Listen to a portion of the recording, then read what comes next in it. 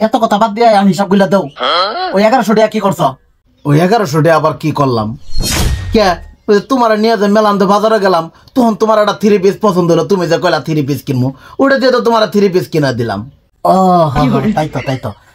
তারপরে পুরো 4000 টাকা কি করছো? ওটা হিসাবটা দাও। 4000 টাকার কথা কইতাছ? কে তোমার বোনার দুলাভাই যে আইলো, ওরা যাওয়ার টাইমে না কইলা তোমার টাকা দেওয়ার লাগবো, পুরো করে তো দিয়ে দিলাম। মনে পড়ছে। ঠিক আছে, তাহলে পুরো 700 টাকা কি করছো? ওই 700 টাকা তোমার মায়ের জন্য না পাঠাইলাম, তুমি না কইলা তোমার মায়ের বলে দই খাবার মন চা, বালা বালা ফল ফলন্ডে খাবার মন চা, পুরো 700 টাকা দিলাম। আমার জন্য দিছিলাম। ঠিক আছে পুরো 1700 টাকা কি করছো? কে ওই 1700 টাকা তোমার ভাইয়ের পিছনে খরচ করে চলাম হাসপাতাল, তুমি না আমার ফোন দিয়ে কইলা যে আমার ভাইয়ের যা কিছু নাকি সব কিছু কিনে দিও। ঠিক আছে, খুব ভালো কাম করছো। আচ্ছা 400 টাকা কি করছো?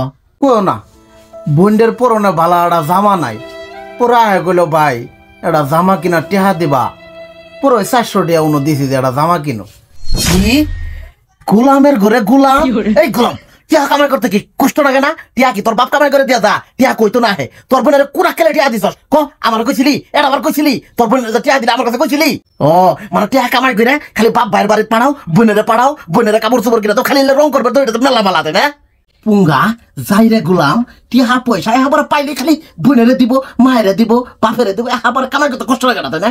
আই রে গোলাম সারাদিন বাইরে থাকবি, রাইতে কই থাকবি, আহিস খালি রাই। ভিডিওটি মজার হলেও এখান থেকে অনেক কিছু শেখার আছে। আমাদের সমাজে বেশিরভাগ ফ্যামিলিতে এমন বিবেক ছাড়া হিসাব চলে, তাই আসুন আমরা বিবেক ছাড়া হিসাব থেকে শুরু করে যতগুলো বিবেক ছাড়া কাজ আছে সবগুলো থেকে বিরত থাকার চেষ্টা করি।